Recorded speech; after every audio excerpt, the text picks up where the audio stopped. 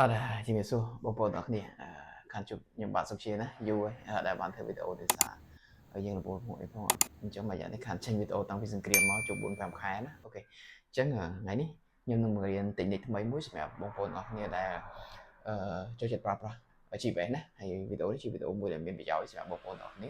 អញ្ចឹងសូមអ្នកនរគ្នាតាមដានវីដេអូដល់ចប់ខ្ញុំនឹងបង្រៀនតិចមួយដើម្បីឲ្យបងប្អូនទាំងអស់គ្នាចេះត GPS ឲ្យខ្លួនឯងឬក៏បងប្អូនទាំងអស់គ្នាអាចទិញយកម៉ូតូខ្លួនឯងក៏បានដែរណាអូខេអញ្ចឹងងាយទេថ្ងៃហ្នឹងខ្ញុំនឹងបង្ហាញដុំធំនេះណាហើយការតមកវាគឺងាយស្រួលមែនទែនបងប្អូនអរថ្ងៃនេះខ្ញុំរៀនវីដេអូទាំងមូលជូនបងប្អូនតែម្ដងណាអញ្ចឹងសូមបងប្អូនអរគ្នាមើលវីដេអូនេះដោយយកចិត្តទុកដាក់បងប្អូនអរគ្នាអាចធ្វើបានខ្លួនឯងណាបាទអញ្ចឹងកុំឲ្យវីដេអូហ្នឹងយូរជាប្រភេទថ្មគឺងាយស្រួលបងប្អូនអរគ្នាអញ្ចឹងនេះកន្លែងវាកន្លែងនេះណានេះជាកន្លែងដាក់ SIM អូខេនេះកន្លែង SIM វាអូខេយើងគ្រាន់តែយកម្រាមដៃយើងចុចមកនេះអូខេចាំយើងដកបានហើយនេះជួយឲ្យខ្ញុំដកតិច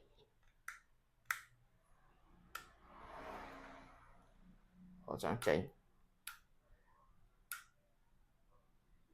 អូខេនេះ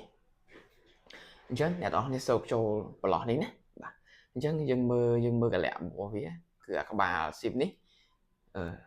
យើងចូលអញ្ចេះណាអូខេយើងសូមប្រឡោះវាមកងាំវាមកសូមឲ្យចូលប្រឡោះមកបាទយើងសូមចូលយើងរុញណាអញ្ចឹងអាសកា SIM នេះវានៅកាប់ចេះណាបាទយើងកាប់ចេះមកអូខេអញ្ចឹងក្បាលវាយើងដាក់ទៅអញ្ចេះនេះភ្លើងរបស់វាណាហើយអានេះគេហៅថាលេខ IMEI របស់វានេះលេខ IMEI GPS នេះអូខេហើយអូបានយក app មកទៀតអ្នកនរគ្នាងាយស្រួលទេចាំមើលខ្ញុំបង្ហាញអ្នកនរគ្នាក្នុងការចូលតែម្ដងណាអូខេអញ្ចឹងបន្តិចទៀតដោយសារនេះវាអត់មានអីទេយើងគ្រាន់តែដាក់ SIM ចូលទៅអញ្ចឹងយើងគ្រាន់តែយើងយកប្រភេទយើងដើម្បីប្រើ SIM នេះបានភ្លេចនិយាយពី SIM ណាពាក់ព័ន្ធជាមួយ SIM គឺមានន័យថាយើងប្រើប្រភេទ SIM M2M អញ្ចឹង SIM M2M ហ្នឹងមានន័យថាបើសិនបងប្អូនទៅទិញនៅ Smart Shop ឬក៏បងប្អូនទាំងអស់គ្នាទៅទិញនៅតាមហាងលក់ទូរស័ព្ទគឺអត់មានទេអញ្ចឹងវាមាននៅជាប្រភេទកន្លែង Smart Shop ណាបាទអញ្ចឹងបើអញទៅសួរគេទៅ Smart Shop មានន័យថាជាក្រុមហ៊ុន Smart ផ្ទាល់តែម្ដងអញ្ចឹងបងប្អូនទិញហ្នឹងបានហើយ SIM ហ្នឹងបើសិនបងប្អូនទាំងអស់គ្នាទិញលក្ខណៈឯកជនមួយសម្រាប់យកទៅប្រើអាចប្រើទៅលើកាមេរ៉ាឬក៏ប្រើទៅលើGPS ហ្នឹងណាបាទអញ្ចឹង SIM ហ្នឹងវាមានតម្លៃចាប់ពី$18សម្រាប់មួយឆ្នាំ7ទៅ18ឬក៏$20ជាងសម្រាប់មួយឆ្នាំណា SIM ហ្នឹងណាហើយ SIM ហ្នឹងវាមានអ៊ីនធឺណិតស្រាប់តែម្ដងអញ្ចឹងបងប្អូនទាំងអស់គ្នាអាច control បានដោយខ្លួនឯងដោយមិនចាំបាច់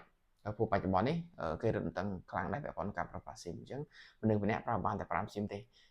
អញ្ចឹងបើសិនមើលអាហ្នឹងខ្ញុំនិយាយពីប្រព័ន្ធ Smart ណាបើសិនបើប្រព័ន្ធផ្សេងខ្ញុំអត់ដឹងទេតែខ្ញុំបច្ចុប្បន្នខ្ញុំធ្លាប់ប្រើប្រព័ន្ធ Smart គឺ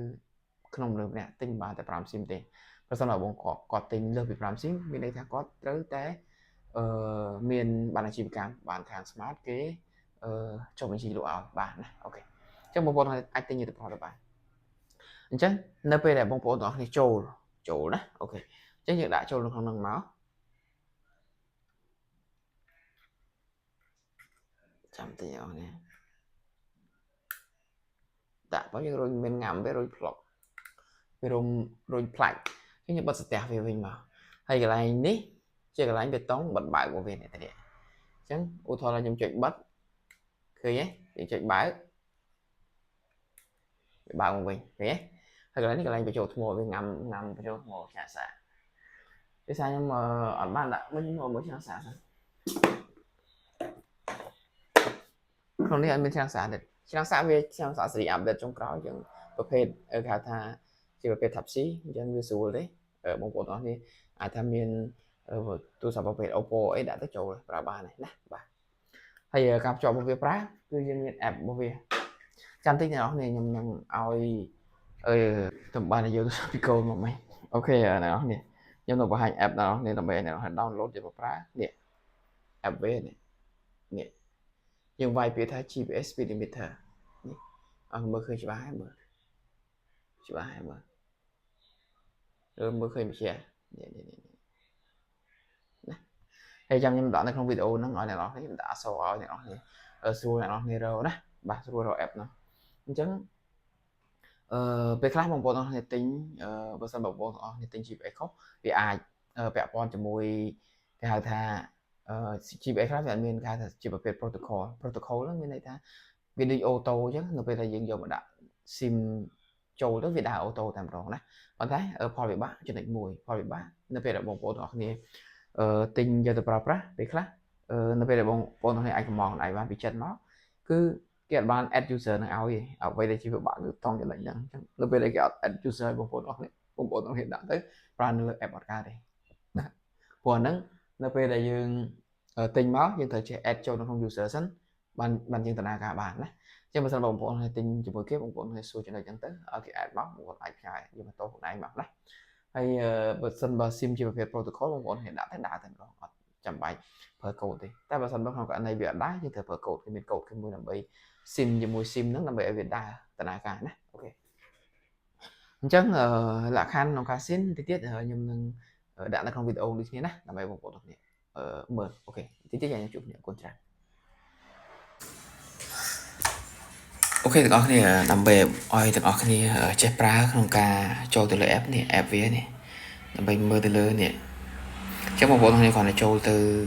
Play Store មកនេះឥឡូវ Play Store ឬ App Store ណាឥឡូវខ្ញុំតេស្តនៅក្នុងនោះឲ្យបងប្អូនទាំងគ្នាមើលតែម្ដងអញ្ចឹងបងប្អូនទាំងគ្នាចូលឡើងនេះបងប្អូនទាំងគ្នាវាយថា GPS Clear Speed Limiter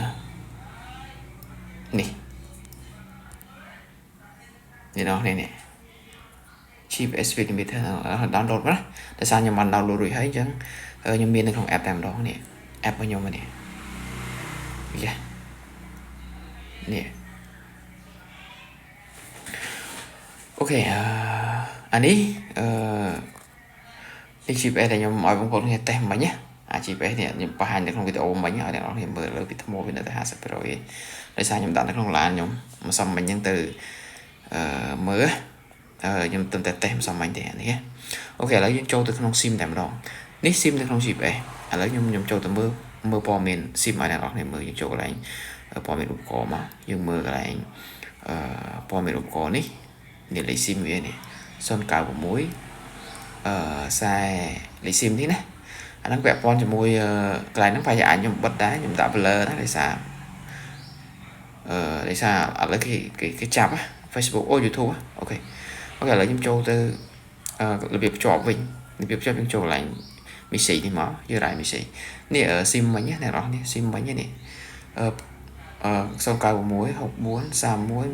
7 9កូដអញ្ចឹងអាហ្នឹងគេមានកូដនេះមានពាក្យថា CX ZT នេះអាហ្នឹងជាប្រភេទ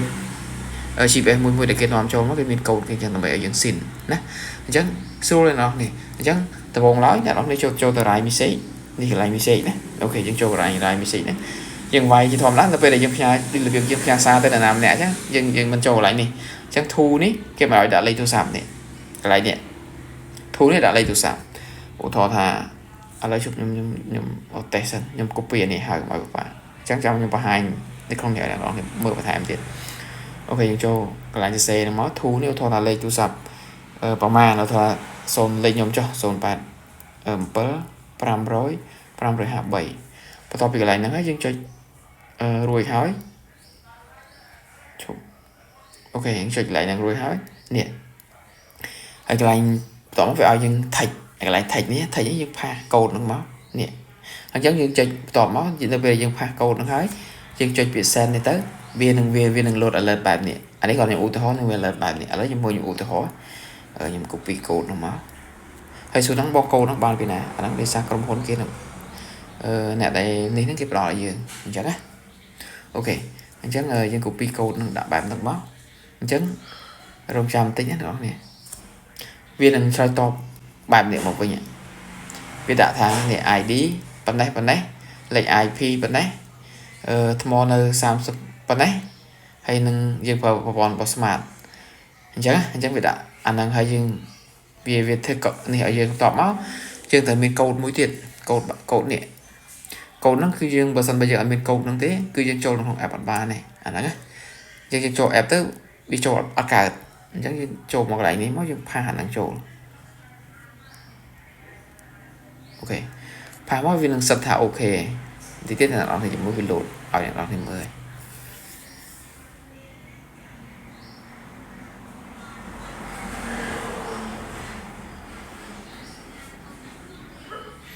rồi chăm tính nó về khác có sẵn bao giờ và bọn tu sập lạ lúa của việc xoay tọp này để sao sẽ vào với dư tí chứ và tại nếu như bán té mà xong mấy như còn là bà này đó hay mới hay sao nó bông nó là về để dừng thứ mấy bạn cầu trong một rác